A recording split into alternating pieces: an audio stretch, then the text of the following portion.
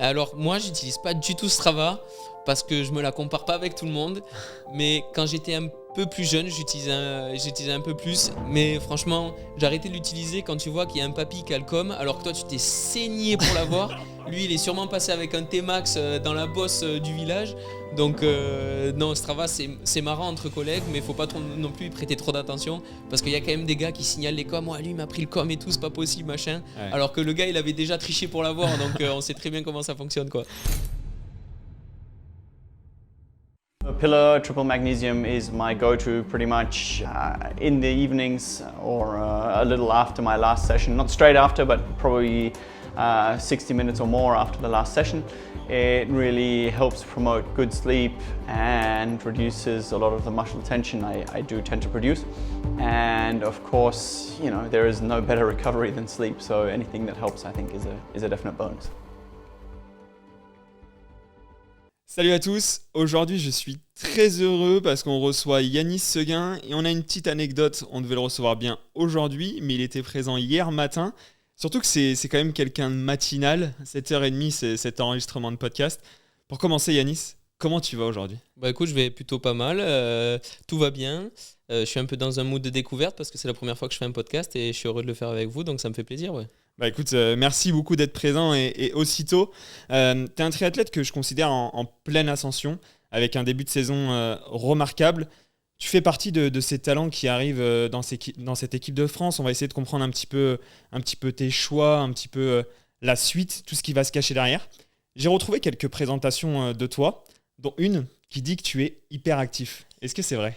C'est un peu vrai parce que j'ai tendance, depuis que je suis petit, à vouloir toujours faire plein de choses, bouger en permanence, c'est-à-dire que se reposer, rester dans un canapé, jouer aux jeux vidéo, c'est vraiment pas pour moi. Depuis que je suis petit, je vais faire du VTT, je vais faire de la course d'orientation avec mes potes, je faisais du trampoline, j'ai vraiment fait un peu de tout. Et surtout, j'ai toujours tendance à en rajouter et à vouloir faire plus, et je pense que ça me vaut ce petit surnom. Donc que ça soit ma famille, mes amis ou même mes camarades d'entraînement, à mon avis, ils peuvent tous le dire, j'ai quand même pas mal d'énergie, ouais. Ouais, ça me rassure parce qu'à chaque fois que je dis que j'ai jamais joué aux jeux vidéo, j'ai jamais regardé la télé, à chaque fois on rigole un peu. Est-ce que tu as regardé les dessins animés toi ? Ouais, j'ai quand même un peu regardé les dessins animés, Gulli et aussi tout ce qui est émission sur T'es fou et tout ça, c'était la folie ça quand même. Ah, on peut dire que tu as eu une enfance parce que moi à chaque fois on me dit que non et c'est vrai que quand j'ai préparé cet épisode, moi c'est étonnant, tu vois, je suis le triathlon sous tous ses angles et t'es vraiment quelqu'un que je pensais plus vieux physiquement et quand j'ai découvert que t'étais un 2000, je me suis dit ah ouais, en fait, Yanis, il est jeune dans le triathlon, il y a encore vraiment un long chemin devant lui. Pour commencer, en fait, sur cet aspect-là, c'est quand que tu arrives dans le domaine du triathlon, justement, toi, à quel âge tu découvres ce sport ? Je découvre le sport quand j'ai entre 13 et 14 ans. En fait, je faisais du tennis, j'ai fait 8 ans de tennis avant de faire du triathlon, j'ai touché un peu à tout. C'est un peu en lien avec mon hyperactivité. Mes parents me faisaient faire du rugby, j'ai fait du baseball, j'ai fait du football américain, j'ai fait du judo, j'ai fait du VTT. Après, j'ai continué le tennis pendant longtemps. Et en fait, j'étais un peu fort quand j'étais petit parce que c'était souvent ma grand-mère espagnole qui me nourrissait.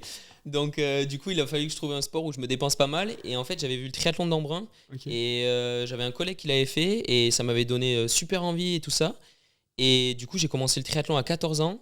J'ai perdu vraiment beaucoup de poids, je crois. J'ai perdu pas loin de 20 kilos en un an parce que j'ai grandi, j'ai séché, je me suis mis à fond dans le sport.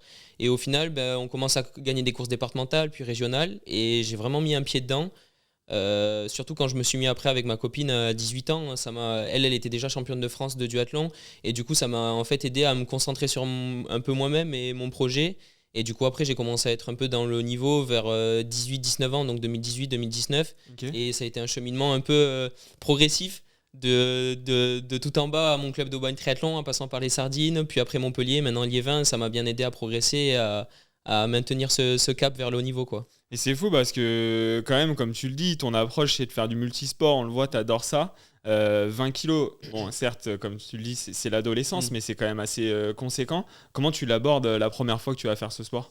Je l'aborde. C'était assez dur parce que déjà la natation c'est quand même un sport très ingrat quand on sait pas nager, qu'on n'a pas de technique parce que du coup on n'avance pas un caillou, on s'énerve un peu dans l'eau. Moi je suis un peu pas nerveux mais bon si ça arrive pas comme ça m'énerve un peu. Et non, ouais, c'était un peu dur au début, mais après, en fait, j'ai trouvé vite des amis. Et dans la difficulté, quand on se fait des amis, ben, en général, on les garde pour la vie. Et je suis encore très ami avec eux. Et du coup, c'était quand même assez cool parce que bah, j'allais à l'entraînement, pas forcément pour l'entraînement, mais pour voir mes copains, mes collègues et tout ça. Et du coup, ça me faisait du bien. C'est un autre, les associations comme ça, c'est un autre système éducatif que l'école. Et moi, ça me plaisait vraiment parce que bah, je me dépensais, j'étais avec mes amis, je partageais des moments avec ma famille, donc c'était vraiment cool. Ouais. Et si on reste sur cet aspect amical qu'on voit, il est quand même très présent chez toi et très important. Si on fait un focus sur tes traits de caractère, on commençait ce podcast en disant que tu étais hyper actif. De ce qu'on voit, tu as l'air très chambreur, bon vivant. Est-ce que c'est vrai ou c'est juste une image qu'on peut avoir? Non, non, c'est vrai parce que bah, déjà, moi, je viens de Marseille et à Marseille, on aime bien chambrer. Ça, c'est vrai, c'est un peu notre petite marque de fabrique. Et en plus de ça, bah, pas faut se comparer, mais bon, c'est quand même marrant avec les collègues quand il y en a un qui saute, de lui faire remarquer parce qu'on sait que la fois d'après, ça va souvent être nous. Donc, c'est quand même assez cool. Et puis surtout, ça met la bonne ambiance. Après, il faut savoir le faire, faut pas le faire non plus trop souvent parce que sinon, ça commence à devenir un peu lourd. Mais ouais, c'est un petit trait de caractère. Mais moi, je l'aime bien, ce trait de caractère parce que ça me plaît de faire ça. Mais après, par contre, j'accepte de le recevoir aussi. Ah, t'acceptes de le recevoir. Oui, j'accepte bien. Ouais. Et ça t'arrive, t'as une anecdote à nous raconter où t'as chambré et t'as dit mais t'inquiète pas, c'est moi qui vais la gagner cette course et finalement il s'est passé totalement l'inverse? Ouais, ça m'est arrivé. Bah, c'était une Coupe d'Afrique. C'était au nord du Maroc. Et en fait, je venais d'enchaîner 2 podiums sur Coupe d'Europe et je me sentais surpuissant. Et je me suis dit, ah ouais, c'est bon. Et du coup, j'en vois, bah, il y avait Guillaume aussi dans la course. Et la veille au soir, on est à l'hôtel et je dis, ouais, demain, je vais en mettre partout et tout. Je suis sorti avec 1 minute de retard de la natation. J'ai super mal nagé. En vélo, j'ai tout donné. Mais on les rattrapait pas forcément parce que c'était organisé à l'avant et pas nous à l'arrière. Et après, en course à pied, je me suis dit, ah, je pars comme un zinzin et j'essaie de les rattraper. Ça l'a pas du tout fait. Et puis à l'arrivée, Guillaume et tous les gars qui étaient arrivés bien sûr avant moi j'avais fait genre 17e et Guillaume avait fait genre 3e ou 4e. Il y en avait un autre qui avait fait 6e et ils avaient fait une super course quoi. Et il m'avait dit, ah ouais, bah effectivement, t'en as mis partout, mais à l'arrière, donc on t'a pas vu quoi. Mais bon, j'accepte. C'est retour de flamme, on va Ouais, dire. c'est ça arrive. Et c'est cool parce qu'on se rend compte que c'est un sport individuel, le triathlon, et de plus en plus de gens arrivent sur ce sport. Mais tu es en train de nous dire que toi, je sais pas, mais j'ai l'impression que pour toi, c'est même pas un sport individuel. Finalement, c'est comme un sport collectif. Tu as tes copains, tu t'entraînes toujours avec eux, et c'est ça qui fait qu'aujourd'hui, tu es passionné. Quoi. Ouais, c'est ça. En fait, on a la dimension de l'entraînement. Bien sûr, on le fait dans un but individuel parce que bah, je m'entraîne pour moi, je m'entraîne pas pour les autres. Mais par contre, partager des moments, en fait, c'est tout bête. Mais par exemple, on a fait une séance course à pied mercredi sur la piste. Et en fait, de tout l'hiver, vu qu'on avait des programmes un peu différents, Léo il a coupé beaucoup plus tard, il recommençait beaucoup plus tard. Les gars commençaient plus tard que moi. Moi, je commençais à Abu Dhabi avec Léonie. Ouais. Et en fait, on s'est pas trop retrouvés tous ensemble. Enfin, on était ensemble à l'entraînement, mais quand on a des séances différentes, ben, on n'est pas tous ensemble dans l'effort, entre guillemets. Et du coup, là, ça faisait vraiment plaisir de partager un entraînement. On était 5 ou 6 sur la piste, vraiment dans la même douleur. Ouais. Du coup, c'est quand même assez agréable, entre guillemets, de savoir que les autres, ils souffrent avec toi. Et puis, on passe tellement d'heures à l'entraînement, on s'entraîne entre 28 et 35 heures pour les plus grosses semaines. Ouais. Donc, si on fait toujours tout seul, c'est quand même assez compliqué d'avoir une démarche où on prend du plaisir, alors que là, franchement, mis à part dans les séances, où là, forcément, on se parle pas, on est sérieux et tout ça. Quand c'est que de l'aéro, enfin du volume assez facile, c'est quand même plus agréable de parler. Et le temps passe plus vite, du moins. Ouais, c'est sûr. Ça se voit, en plus, tu es à l'aise sur ces sujets-là. Et ça nous aide vraiment dans le podcast qu'on est en train d'enregistrer. Et quand on fait tu parlais tout à l'heure du vélo, tu disais que tu en as mis partout et c'était pas trop structuré. Moi, j'ai vraiment cette image de toi et d'ailleurs, en préparant ce podcast, on regardait un petit peu ce qui se trouvait sur Instagram et on voit à un moment, tu fais une course et on voit Léo qui regarde la course qui dit putain, Yanis, il est encore en train d'en mettre, regarde-le, il en met encore. Et moi, je me dis, mais t'es vraiment un profil agressif sur le vélo. Ouais. Est-ce que c'est un trait de caractère qui te correspond et est-ce que ça te pénalise sur certaines courses, tu penses ? Ça m'a pénalisé quand même quelques fois. Après maintenant j'arrive à bien me canaliser parce que là je suis rentré quand même sur des niveaux de course. Le meilleur niveau de course du monde c'est WTCS et je suis dessus. Et quand j'étais un peu plus petit, il y a 2-3 ans où j'étais en pleine ascension, je me disais mais WTCS en fait pas que c'est facile, mais je suis sûr que je pourrais faire la même chose, je vais tenter l'échappée et tout. En fait ça s'est pas du tout passé comme ça. J'ai fait ma première à Hambourg et c'était l'année dernière au mois de juillet et en fait c'était la première fois où je me suis rendu compte Ouais, bah là, faut pas faire n'importe quoi parce que j'étais comme ça, j'étais à la rupture et je me suis dit, ok, là, canalise-toi, prends bien tes virages, relance au bon moment et c'est pas de passer des relais comme un porc juste pour passer devant et essayer d'en mettre un peu partout. Mais en fait, c'est un peu comme ça que j'ai réussi à garder le cap parce que je trouve toujours du fun, que ça soit dans les courses. Bien sûr, il y a des courses qui sont plus difficiles que d'autres, mais les courses qui sont pas faciles mais où on prend beaucoup de plaisir aussi, c'est les D1, Ok. le Grand Prix de triathlon. Et en fait, ça permet que ça soit un niveau de course qui soit suffisamment élevé pour pas faire n'importe quoi, mais on peut quand même tenter des trucs. Et du coup, c'est ça qui est hyper agréable, c'est que bon voilà, s'il faut prendre un relais ou deux ou trois même, c'est quand même je sais que je peux le faire, même si après derrière je peux forcément le payer. Mais il y a des fois où en fait j'ai fait des vélos énormes, par exemple aux Jeux Européens en 2023. C'est la plus grosse puissance que j'ai sortie sur un vélo. Et en fait, au final, j'ai hyper bien couru derrière. Donc en soi, selon l'état de forme, et puis surtout, moi je cours au panache à la passion. J'ai un peu l'image de Julien Alaphilippe, tu vois, et forcément je veux pas le reproduire parce que je veux créer mon propre chemin. Mais je me dis, ça fait de belles images. Et moi, quand je le vis à l'intérieur, je dis, j'en mets partout, alors qu'en fait, je suis juste 2 mètres devant le peloton, et ça change rien, quoi. Mais franchement, je kiffe ce que je fais, donc ouais, c'est assez agréable. Ah, on voit que tu as vraiment ce profil très joueur, très puncher, et tu parles d'Alaphilippe. Est-ce qu'il y a d'autres gens qui t'ont inspiré justement dans ta carrière et qui t'inspirent aujourd'hui? La Philippe, enfin tous les cyclistes, c'est entre guillemets le sport individuel quasiment le plus médiatisé. Après, très récemment, il y a Léon Marchand. Après, dans un cercle plus restreint et plus proche de moi, il y a Léo forcément parce que c'est quand même un des idoles du triathlon français. C'est un des peut-être 3 voire 5 meilleurs palmarès du monde. Après, il y a eu Vincent aussi, mais ça c'est quand j'étais plus jeune. Vincent, ça a été quand même une belle source d'inspiration parce que il était à l'avant tout le temps, il en mettait partout lui aussi parce qu'il a fait de sacrées échappées. Et même Cassandre avec sa médaille d'or, c'était quand même assez incroyable. Et puis tout simplement, en fait, en s'entraînant un peu avec tout le monde, chacun a ses qualités. Et à l'image de Guillaume, par exemple, qui a des qualités de puncher incroyables, même si après il est dans le dur, des fois on se dit, wow, mais c'est incroyable ce qu'il arrive à faire et la puissance qu'il arrive à mettre sur le vélo sur un court instant. Ça c'est assez inspirant, c'est plein de petits facteurs qui font que quand tu les réunis, ça fait quand même plein de sources d'inspiration qui te permettent de tirer vers le haut. Et on voit que tu as une certaine confiance en toi qui est presque obligatoire, j'ai envie de dire, dans le sport. Tu le disais, tu t'es dit, mais de toute façon, moi, j'arriverai à mettre des attaques quand j'irai sur des grandes courses mondiales. Est-ce que tu penses que c'est quelque chose qui t'a nourri et qui t'aide dans ton processus de performance? Ouais, je pense parce que ça m'a aidé à me forger et à créer pas le personnage, parce que je joue pas un personnage, je suis juste moi, mais à me forger en tant que triathlète et courir d'une façon qui me plaît et qui je sais que ça va me permettre de garder le cap aussi.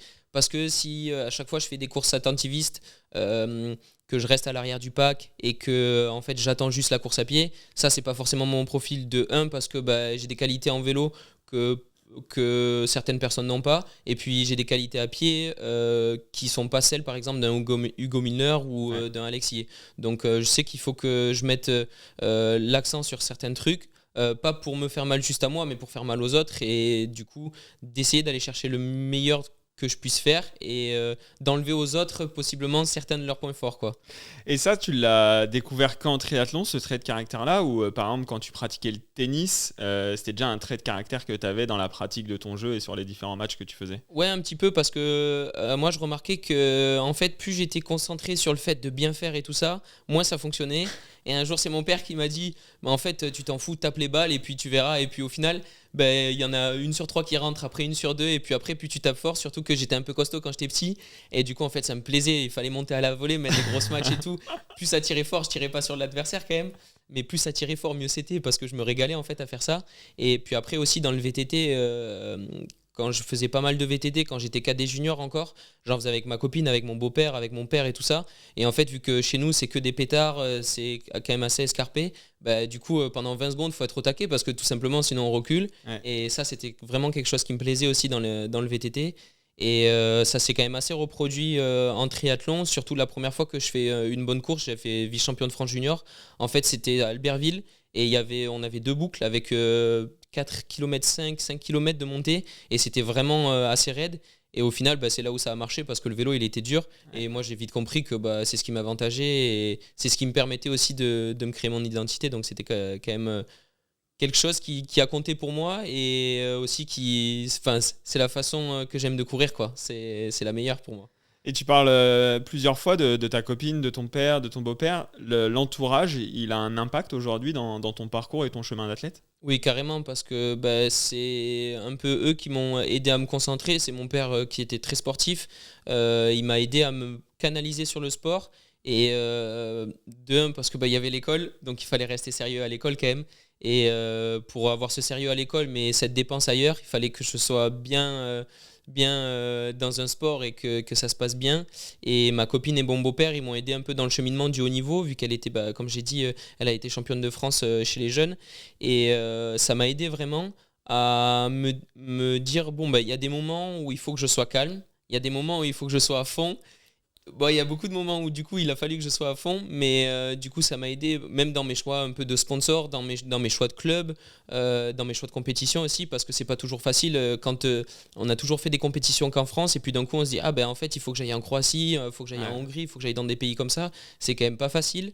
Et du coup ça a été vraiment une notion importante aussi de confort parce que ben il y a une charge mentale qui s'installe, que ça soit professionnel dans le sport ou alors même social parce que faut quand même pas oublier de se faire plaisir et du coup c'est quand même hyper important d'avoir une charge qui soit assez posée, assez stable plutôt que de tout se renfermer et ça marche bien pendant un an et puis après ça explose quoi. Ouais, c'est sûr, mais tu vois, de ton profil, je me retrouve dans pas mal de choses que tu peux dire sur cette hyperactivité. Et moi, je dis toujours, et tu vas peut-être me donner quelques clés, mais que je pourrais pas être sportif de haut niveau parce que j'aime pas ressentir que je suis fatigué et que je peux pas être hyperactif. J'aime pas faire ma sieste, tu vois. Toi, comment tu le vis tout ça? Ben, je l'ai mis en place petit à petit. Au début, avant, je faisais vraiment des siestes tout le temps, mais du coup, ça me décalait un peu niveau sommeil et en fait, j'avais les moments d'énergie pas au bon moment. Donc, du coup, ça, c'était un peu compliqué. Mais après, moi, j'ai une particularité, c'est-à-dire que plus je suis fatigué, plus je rigole pour rien. Oh putain. Donc, du coup, ça donne un peu un comportement où, en fait, même si je sens la fatigue, au final, je sais que je vais rigoler, m'amuser et tout ça. Donc, bon, au final, c'est pas si important. Après, c'est assez compliqué à gérer, enfin, surtout enfin, pas compliqué, mais surtout maintenant.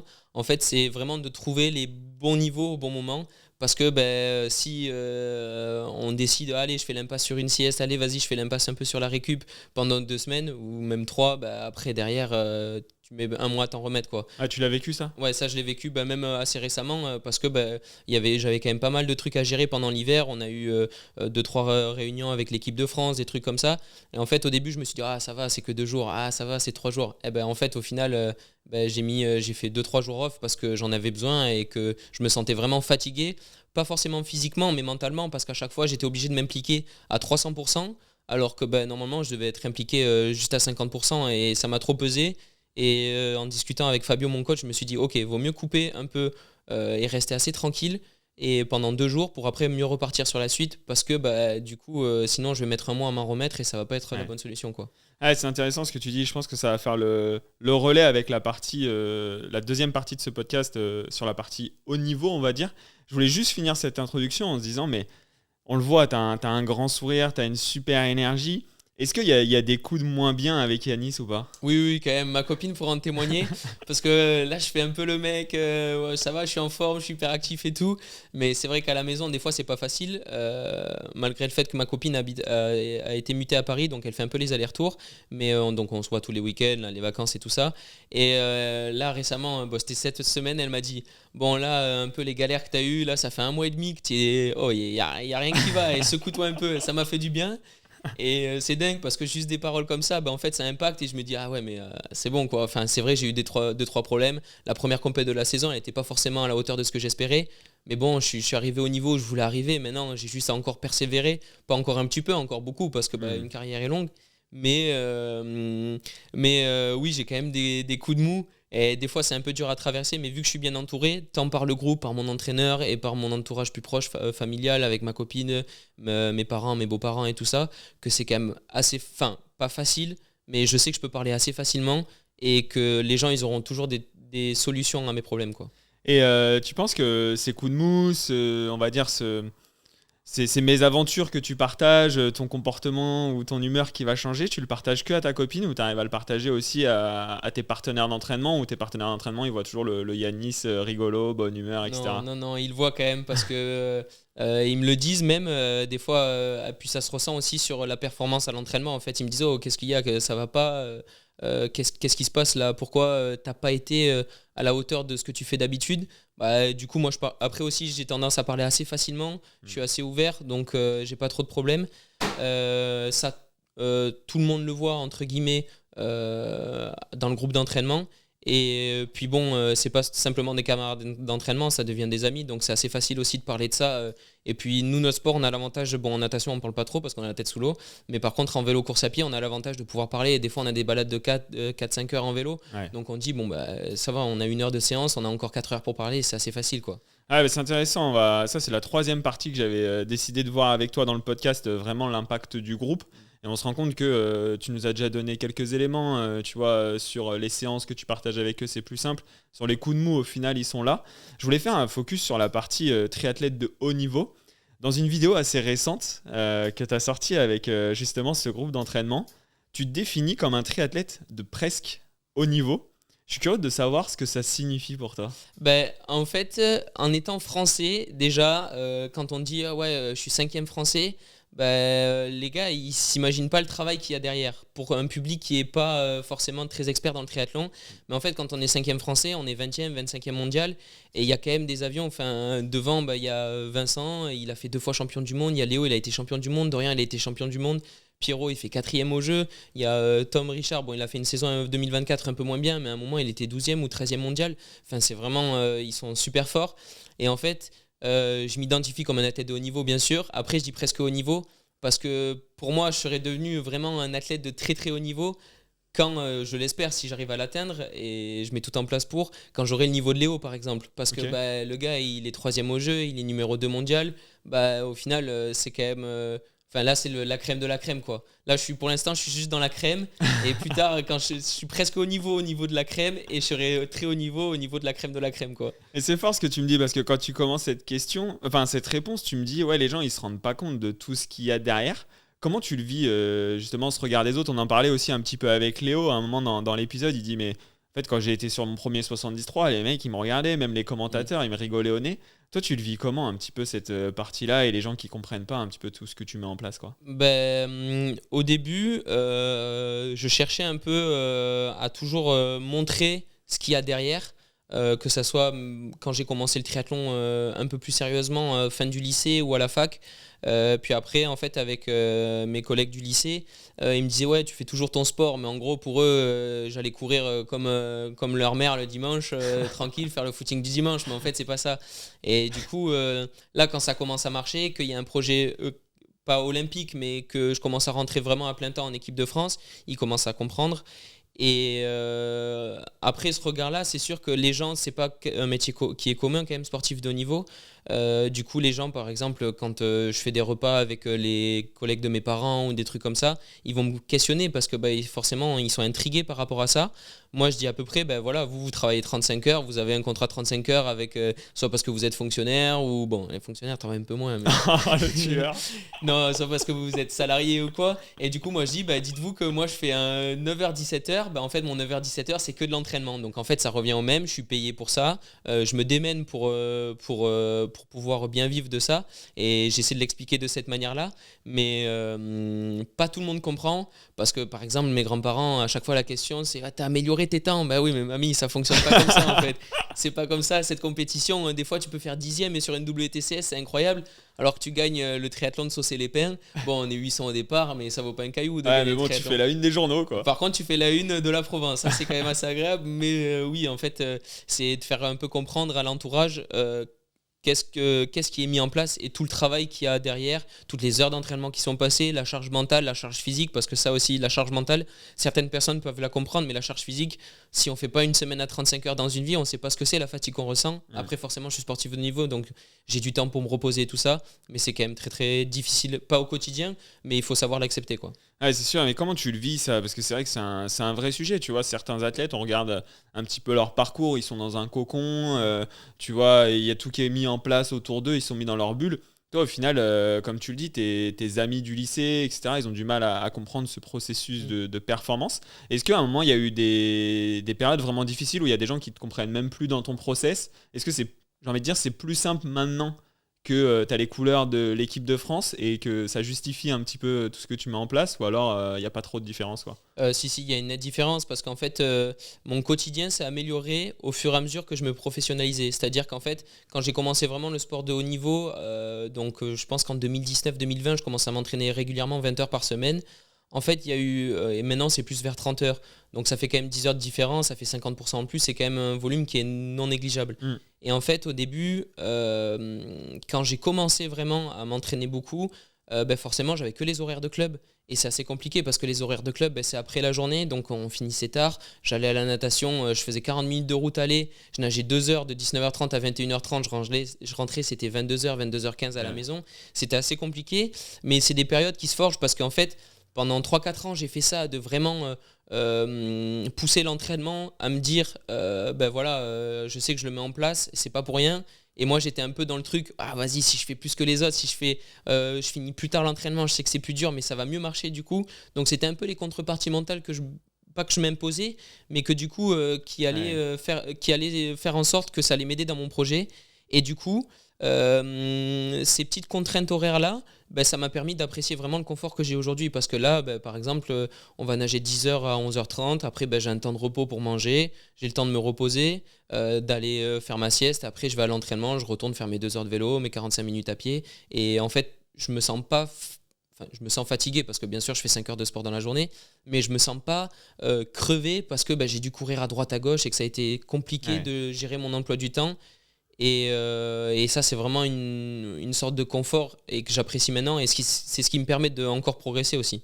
C'est sûr, mais comme tu le disais, tu prenais l'exemple tout à l'heure d'un travail classique, 9h-17h. Donc, tu vois, travail, il y a du coup un salaire. Toi, t'en vis à partir de quand du triathlon? J'en vis réellement, entre guillemets, sans avoir de soucis pour dire c'est vrai qu'il faut payer ce voyage-là, machin, depuis l'année dernière. En gros, début 2024, je suis rentré à l'armée. Okay. Pas à l'armée des champions, mais au sein d'un régiment, au premier régiment de Spahi à Valence. Et en fait, c'est vraiment ça, plus mon club, le Triathlon Club de Liévin, qui m'ont permis de vivre pleinement de ma passion, de me dire en fait ça y est, je peux vraiment bien payer mon loyer, il n'y a pas de problème. J'ai pas eu de loyer impayé, mais avant il fallait que je fasse vraiment plus attention parce que déjà la vie coûte très cher.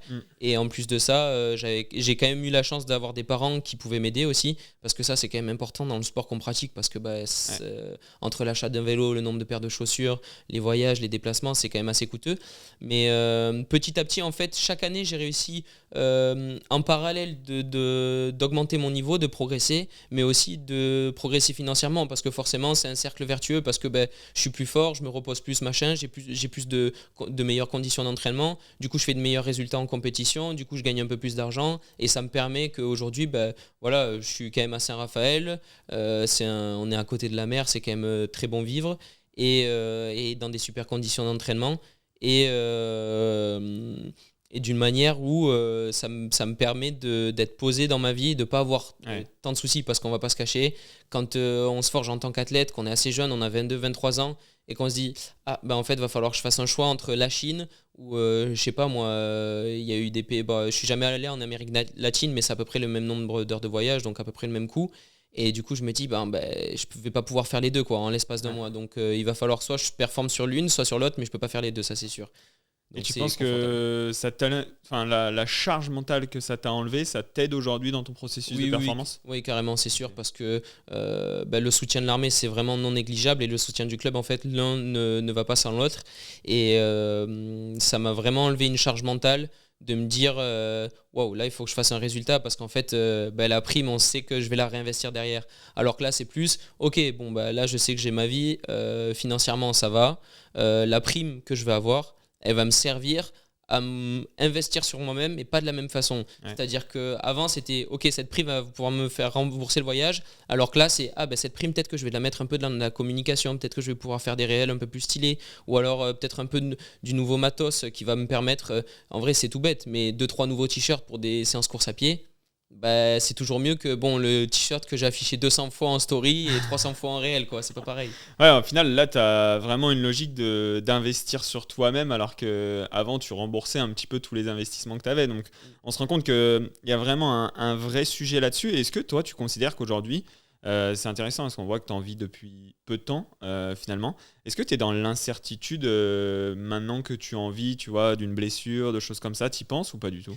Non, j'y pense pas parce que justement j'ai la chance d'avoir intégré l'armée et d'être militaire, ça me permet vraiment d'avoir mon salaire qui tombe tous les mois. Et pareil avec mon club. Et ça, je suis content d'avoir mis une relation de confiance sur ça parce que ça lève aussi un biais. En fait, si on s'entraîne un peu, comme tu dis, dans l'incertitude d'être blessé, je me dis, bon, ben voilà, tomber en vélo, ça arrive à tout moment, ça arrive à tout le monde.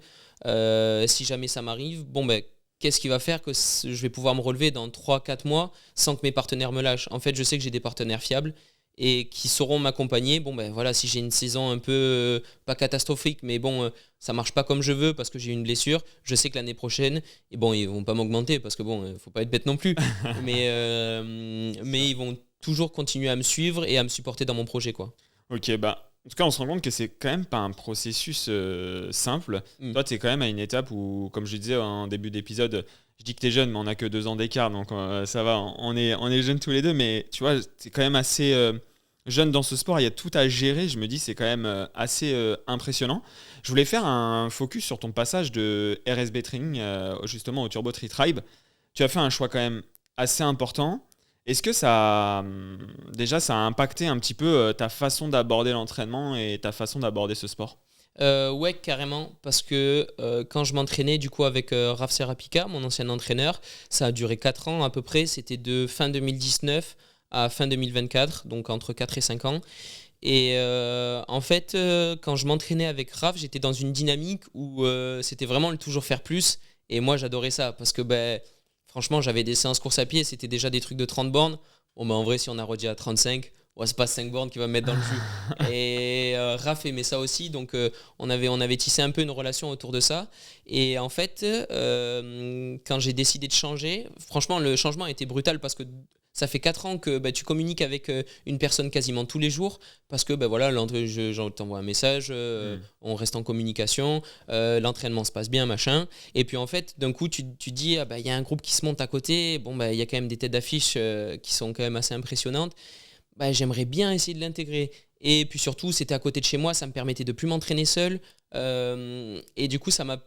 En fait, l'entraînement, il a totalement changé parce qu'avec Fabio, c'est pas du tout les mêmes intensités. Les intensités sont plus dures, il y a moins de volume. Mais par contre, les entraînements, c'est quand même assez compliqué à gérer d'un point de vue forme.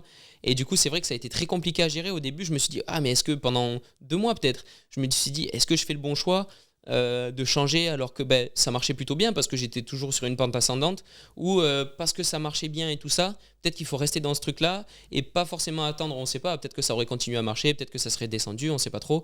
Mais est-ce que je vais essayer d'investir sur moi encore une fois et de me dire, ok, bon, je change un truc en espérant que ça marche et en me disant, bah, de toute façon, rien que le changement, c'est un du bon. Bon, au final, j'ai eu raison.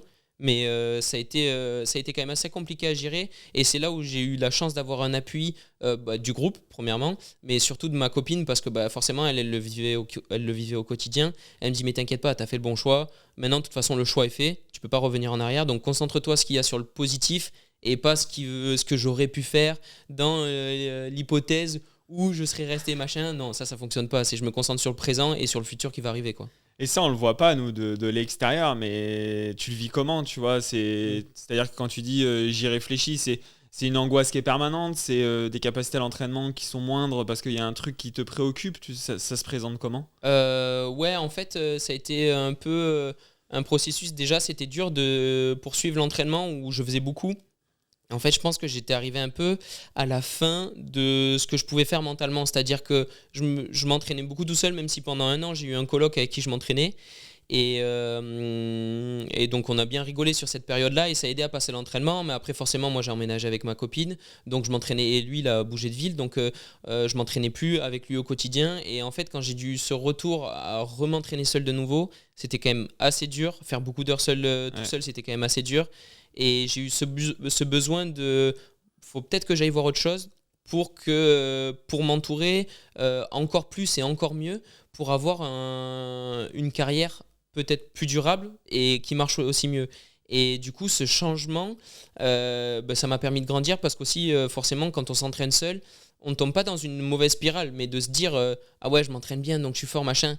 Mais quand on s'entraîne avec un groupe, surtout avec les animaux qu'il y a dans le groupe, c'est quand même quelque chose. Chacun a ses points forts. Franchement, il y il y a personne qui a de gros points faibles, mais par contre, il y a plein de gars qui ont des gros points forts. Et du coup, tu as Aurélien, tu crois que tu es bon à pied, en fait, il y a Aurélien sur une séance à pied, il est monstrueux. Après, tu crois que tu es bon en vélo, en fait, Léo, tout simplement, il est incroyable en vélo. Et puis, même, il y a le sparring de Léonie, Tom Zenk, que lui, il reste tout le temps avec Léonie, donc on fait moins les intensités ensemble. Et puis au final, des fois, quand il met all-in en natation, il est insuivable en fait. Et on s'en doutait pas. Et moi, ça m'a vraiment plu déjà de m'entraîner en groupe. Et puis aussi d'avoir un groupe entre guillemets plus professionnel quoi, autour de moi. Et toi, tu vois, tu parles souvent de ces personnes-là qui t'entourent, que ce soit Léo, que ce soit Guillaume, Aurélien. Tu vois, on se rend compte que ça a un vrai impact d'un point de vue sportif. Donc ça, on va faire un focus dessus après.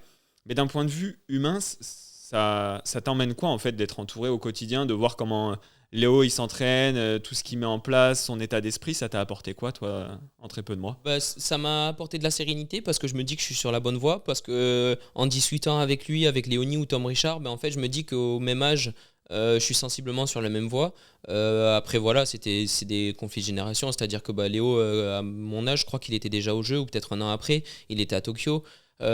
Parce que son natation il a commencé plus tôt, donc il est arrivé plus tôt au niveau, ou peut-être qu'il est plus fort, peut-être que je suis plus fort, en fait on saura pas, mais je sais que je me dis que je suis sur la bonne voie parce que je commence à faire de belles choses. Déjà je prends du plaisir aussi dans ce que je fais, ça c'est assez important. Ça fait 10 ans que je fais du triathlon, mais j'ai toujours le même plaisir à prendre un départ de course ou quoi, et puis surtout de s'entourer des gens qui sont plus forts entre guillemets que nous et plus avancés dans cette vie sportive. Ça me permet de voir qu'est-ce qu'il faut que je mette en place pour que ça continue à progresser, à ce que ça soit un cercle où je prenne toujours le même plaisir, que je m'entraîne toujours aussi dur et qu'il y ait toujours encore de meilleures performances quoi. Et avant de voir ça, tu doutais de ton processus d'entraînement, tu doutais de où est-ce que tu pouvais arriver, tu savais pas ce qui se cachait derrière? Non, en fait, je suis pas forcément, j'ai pas d'objectif, tu vois, en me disant je vais faire champion olympique et tout. Moi, c'est plus kiffe le projet, kiffe le mood global dans lequel t'es. Après, il y a des moments de doute forcément parce que c'est jamais compliqué, c'est jamais facile quand on part en compétition. On va au Japon, mais on part tout seul. C'est quand même 24 heures de voyage. Enfin, c'est des trucs assez compliqués à gérer, mais justement de pouvoir s'entourer de ces personnes-là et de dire c'est peut-être t'as un voyage de 14 heures, c'est hyper long. Mais bon, essaie de faire un peu de visualisation, de respiration ventrale. Tu vois, c'est plein de petits trucs qui s'apportent au projet et qui permettent de me dire, en fait, je suis content de ce que je fais et de pas me dire, de pas douter de ce que je fais. Bien sûr, voilà, là je rentre d'Abu Dhabi, j'ai fait une pas super course, je doute un peu. Mais bon, quand t'as ta copine ou même Léonie qui te disent des mots un peu forts, tu vois, qui te secouent un peu, en fait ça te fait tellement du bien qu'après t'oublies le négatif, il y a toujours du positif dans les situations et ça te permet d'avancer quoi, tout simplement. Et ça fait plusieurs fois, on voit que c'est un sujet pour toi, et c'est vrai que c'est quelque chose que je me demandais sur ce triathlon courte distance, l'aspect voyage, l'aspect décalage horaire. Toi, qu'est-ce que tu trouves le plus compliqué dans tout ça? Est-ce que c'est vraiment le fait de prendre l'avion et du coup décaler un petit peu ton rythme quotidien? Est-ce que c'est, je sais pas moi, le décalage horaire? C'est quoi en fait qui est difficile à appréhender quand on a cet aspect voyage qui vient rentrer dans ce processus de performance? D'abord, les premiers trucs, enfin les premiers aspects négatifs et un peu compliqués à gérer que j'ai eu au début, c'est donc je pars, la première fois que j'ai fait un long voyage entre guillemets, c'était le Japon, c'était en fin 2023, et en fait je pars pour le Japon et je me dis c'est un voyage qui coûte quand même super cher, faut pas que je me loupe. Et ça, c'était hyper néfaste pour moi parce que du coup, j'ai foiré la compète. Ah ouais. Et donc, tu fais pas de prize money, t'as un voyage qui coûte 3200 balles. Et juste après, t'es en coupure. Donc, tu dis, si j'ai un peu de maille quand même, ça fait quand même un peu du bien. Et puis, il y avait le décalage horaire. C'était la première fois. Il y avait 7 heures de décalage et c'était la première fois. Et en fait, à chaque fois, je me disais, là, il est 13 heures au Japon, donc ça fait 6 heures en France. En fait, c'est débile de réfléchir comme ça parce que du coup, tu dis, mais s'il est 6 heures en France, en fait, je vais fatiguer parce qu'il faut que je dure encore toute la journée. Mais en fait, c'est comme si je m'étais levé à 2 heures du matin. Et au final, cette année, d'avoir fait quand même quelques voyages là-bas, enfin, pas forcément qu'au Japon, mais en Ouzbékistan, ne serait-ce qu'il y a 3-4 heures, en Arabie Saoudite ou quoi, c'était quand même aussi assez compliqué à gérer parce que surtout, du coup, t'en prends plus dans la saison, plus de décalage horaire, plus de fois. Et d'en discuter un peu après au sein de la fédération, on est aidé aussi d'en discuter avec les autres athlètes pour savoir comment ils gèrent. Moi j'ai trouvé mes clés assez rapidement En gros, c'est je dors le max possible dans l'avion, de toute façon, parce que je peux faire que ça. Parce que rester devant un écran, regarder des films, je peux aller au cinéma, c'est la même chose. Je peux rester sur mon ordi, c'est la même chose. Et de pas me mettre dans un stress, ouah, j'ai mal dormi et tout. En fait, 1 heure de sommeil, c'est sûr, si tu la loupes au quotidien, c'est compliqué parce que à la fin de la semaine, tu as loupé 7 heures. Mais par contre, si tu loupes 1 heure de sommeil sur un jour, bon, tu prends 2 expressos de plus et puis tu fais pas la sieste. Et le soir, tu vas bien dormir. Donc ça, j'ai réussi vraiment à bien le gérer, à gérer la récup aussi parce que des fois, on a tendance... quand on arrive sur une compétition, on a la forme et on veut en faire toujours plus et se prouver à nous-mêmes que on est fort, alors qu'en fait, c'est pas la solution. Garde ton jus, garde ta frustration, t'intériorises et tu lâcheras tout sur la course, quoi. Ouais, c'est intéressant de voir, finalement, il y a quand même cet aspect, une nouvelle fois financier au début sur l'aspect voyage. Et c'est vrai que le décalage horaire, c'est un vrai sujet. Et quand on voit que le triathlon est en train de grandir et que vous, mais même au niveau amateur, des fois, des athlètes, ils vont se mettre des courses à l'autre bout du monde. On se dit comment on gère ce décalage horaire. Et si je fais un focus sur la partie coaching, séance d'entraînement, c'est quoi les séances un petit peu clés qui t'ont fait peur avec Fabio tu vois, des séances où tu te dis, comment ça va passer ça? Alors des séances clés, entre guillemets, c'est pas que j'aime pas trop ce terme, mais c'est que il n'y a pas une séance qui va nous faire passer de 30 minutes au 10 bornes à 28-30, quoi. C'est construire quelque chose tout au long de notre processus, tout au long de l'hiver, parce que c'est là où on construit le plus de choses. Et après, il y a plus des barrières mentales qui s'enlèvent lors des courses. Mais c'est vrai que le Fabio, quand même, des fois, il a la main lourde. Moi, j'aime ça, j'aime bien le challenge et tout, ça me plaît. Et c'est vrai que en fait, on avait des séances nat. Au début, j'ai vraiment beaucoup progressé en natation. Et en fait, ils mettaient des départs qu'avant, je rentrais même pas. En fait, c'était même pas le temps que je nageais sur des 100 mètres, par exemple. Parce que maintenant, on a des 10 x 100. En petit bac, ça va être départ 1,15. En grand bac, ça va être départ 1,20. Et en fait, avant, en grand bac, je nageais 1,18. Et j'avais du mal, s'il fallait faire départ 1,20, bon, tant qu'à faire, je fais la cul de but et je repars, quoi. Ça sert à rien.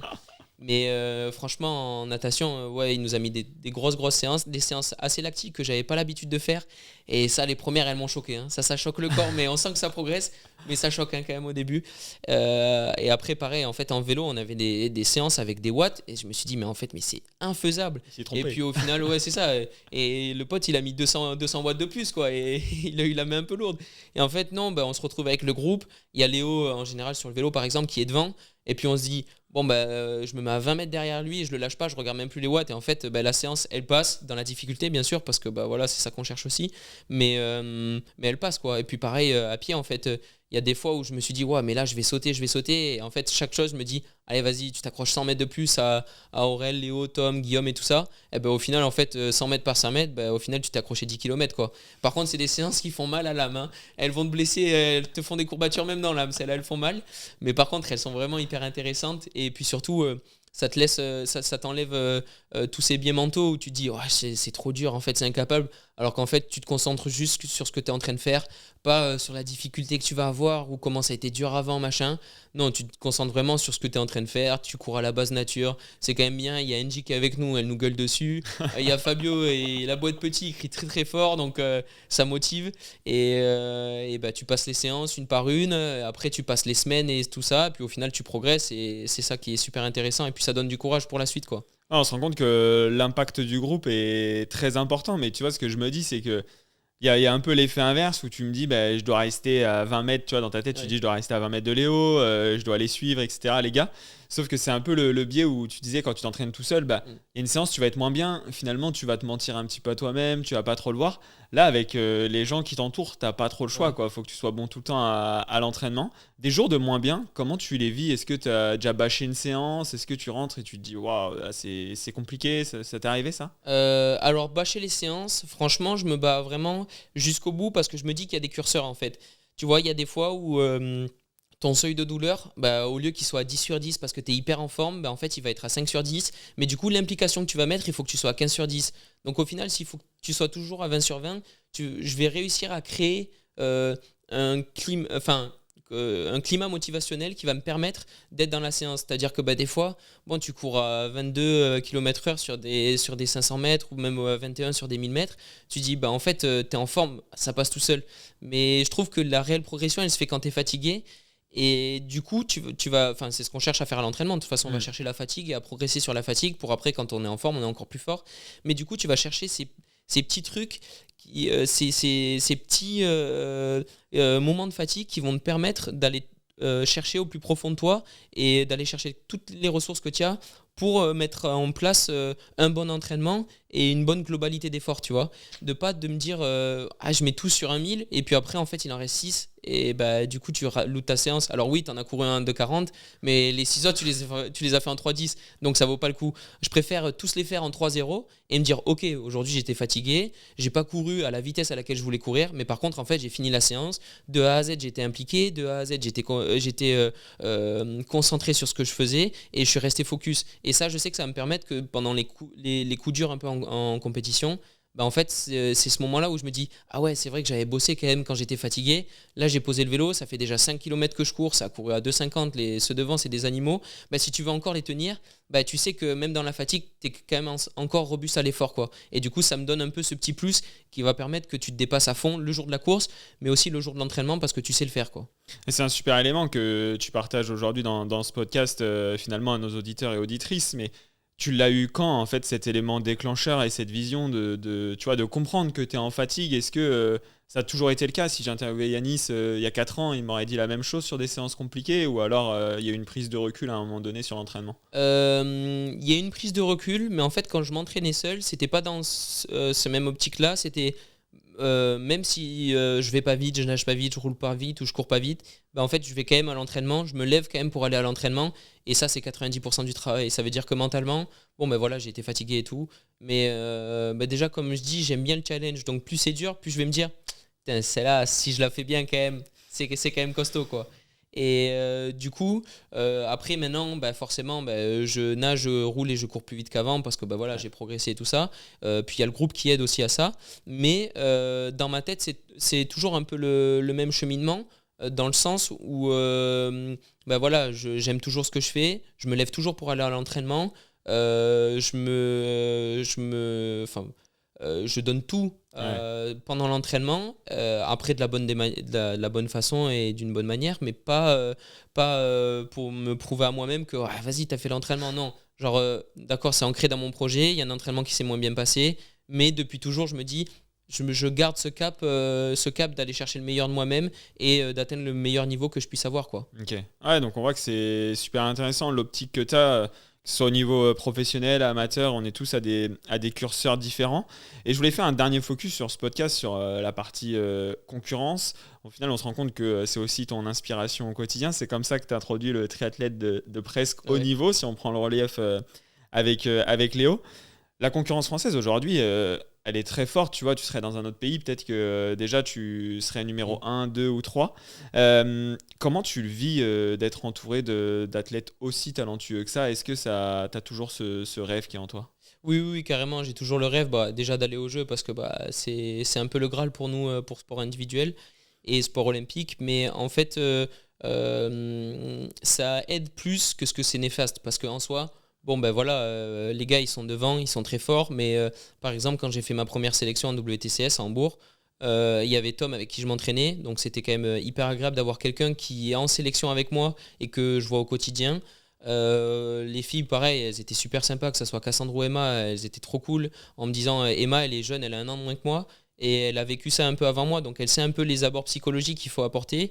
Et Vincent, je me souviens, ça avait été super sympa de sa part parce qu'il m'avait dit ah ben Yanis, mets-toi à côté de moi pour la reco en vélo, comme ça je t'explique un peu les virages. Lui, Hambourg, à tout moment, il a peut-être fait 12 ou 13 fois, donc il connaît, il a déjà gagné peut-être 1 ou 2 fois. Donc il savait comment ça se passait. Et puis pareil, quand je suis allé à la Super Tri à Neom là, pour la finale, du coup, je voyage avec Léo, Léonie. C'est hyper confort parce que je m'entraîne avec eux au quotidien. Et en fait, on a passé des bons moments. Il y avait Dorian, il y avait Pierre. Et les gars, ils se positionnent même, ils sont beaucoup plus forts que moi. Mais en fait, ils se positionnent pas du tout au-dessus. Ils me disent ah, t'as vu là, peut-être qu'à cet endroit-là, va falloir bien relancer en vélo, en course à pied. Ah là, tu vas voir, ça va être dur parce que quand tu vas te retrouver un peu tout seul, vent de face, machin, t'enchaînes les rounds et tout. Et moi, c'était quelque chose de nouveau. Et en fait, les gars, ils sont vraiment attentionnés avec moi parce qu'ils se disent, je sais pas s'ils se le disent ou pas, mais tu vois, ils se disent c'est un petit nouveau, si je l'aidais un peu comme moi, si un jour, quand je refais des D1 et tout ça, il y a les petits du club de Liévin qui viennent en U23 et je les prends à côté de moi, tu vois, et je leur dis tu vois, pour la natation, ton départ, le fais pas non plus à 200% parce qu'après tu vas être cramé derrière. Donc c'est un peu, les gars me donnent les clés. Après, bien sûr, ils vont pas faire la course à ma place, c'est à moi de faire la performance, mais par contre, ils vont me dire voilà, tu peux intégrer ça dans ta course et peut-être que ça va te permettre de faire un petit plus. Et moi, après, ça, forcément, je le transmets aux plus jeunes, quoi. Ouais, donc finalement, malgré cette concurrence qui est présente, parce qu'à la fin, c'est un résultat individuel, il y a vraiment cette notion de partage qui est présente, peu importe l'objectif et la compétition. Oui, oui, carrément. Ouais. Pour reprendre l'exemple des WTCS et tout ça, ouais, c'est vrai que la place individuelle, elle est très importante. Mais bon, quand tu apprends que c'était à Hambourg que Pierre il fait deuxième, bon, ça fait plaisir. Et même Tom Richard qui revenait un peu d'une chute, puis après d'une blessure et qui fait dixième, et alors qu'il pose le vélo derrière, ça fait toujours du bien à entendre parce que les gars qu'on apprécie, ils font des bonnes courses. Moi aussi, je fais une bonne course. On a été dans la même course, on a partagé ce moment. Le résultat, il a été individuel, mais on est tous allés chercher quand même assez loin dans ce qu'on sait faire, quoi. Donc c'est agréable, ouais. Et on voit surtout l'aspect D1 où là tu cours vraiment pour ton club. Et quelque chose chez toi, tu as couru très vite sur ces D1 là. Comment tu les as abordés au début où tu es sur la ligne de départ avec des gens plus vieux, plus expérimentés, potentiellement plus forts? Tu vis comment ces premières D1? Ces premières D1, ça a été hyper excitant parce qu'en fait, moi j'étais dans un rôle où j'avais rien à prouver à personne parce que j'étais pas une tête d'affiche ni rien, les gens me connaissaient pas et moi ce que je voulais c'était me faire plaisir et sur ma première D1 c'était à Dunkerque en 2021. En fait, on fait un vélo de folie. On était 4 à prendre des relais, mais de zinzin.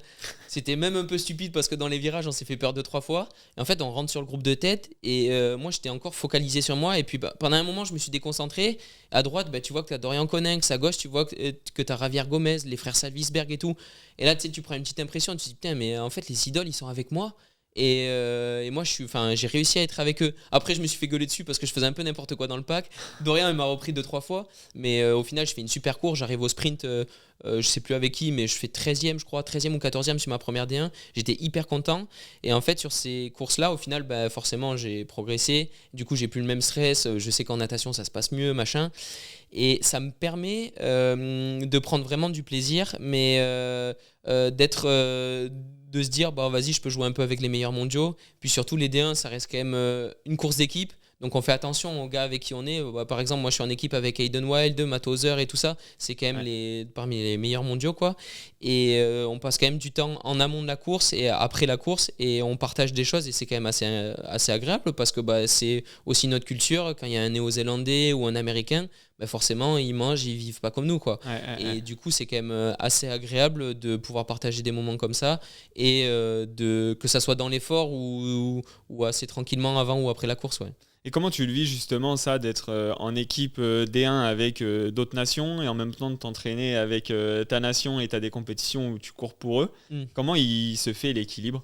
L'équilibre déjà on lève un peu tous ces billets de nation et tout ça, hein. On se dit là on court pour le club, donc qu'on soit français, belge, hongrois ou quoi, on court tous vraiment pour la même équipe et puis c'est assez bien parce que de base où entre français on va s'aider.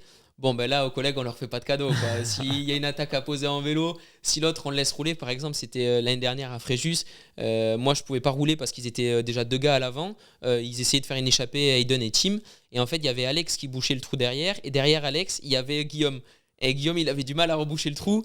Et moi je me suis dit je lui prends un relais, je dis non il va le faire tout seul, il est pas de mon club, tant pis pour lui, quoi. Et ouais, en fait on garde plus cet aspect un peu cosy de club et d'association plutôt que de se dire il est pas dans la même nation donc je vais pas l'aider. Non, on voit le résultat global, son résultat, sa place individuelle et la place du club, qu'est-ce qu'on peut apporter au club plutôt que de se saquer les uns les autres, quoi. Et avec Guillaume vous en rigolez après sur une course comme ça? On en a rigolé 2-3 fois quand même parce que le moment il était vraiment marrant. Guillaume il était vraiment au max et moi je pouvais pas l'aider, mais du coup ça m'a fait du mal de pas pouvoir l'aider. Mais par contre lui il a quand même intérieurement il a bouché le trou sur Hayden et Alex qui sont parmi les meilleurs, donc ça lui booste la confiance aussi. Et après il y avait Aurel, il avait pas forcément fait une super place mais il avait couru avec Pierre Lecor et c'est quand même assez agréable de se dire son camarade d'entraînement quand même il court avec Pierre Lecor qui est un des meilleurs coureurs du circuit mondial, donc c'est encourageant un peu pour tout le monde. Rassure-moi, tu l'as chambré quand même, hein. Ouais, j'ai chambré parce qu'il a fini derrière, mais au final Aurel il m'a battu sur 2 autres D1. Et même si j'ai fait des bonnes D1, je fais 5 et 4 et lui il fait 2 x 3.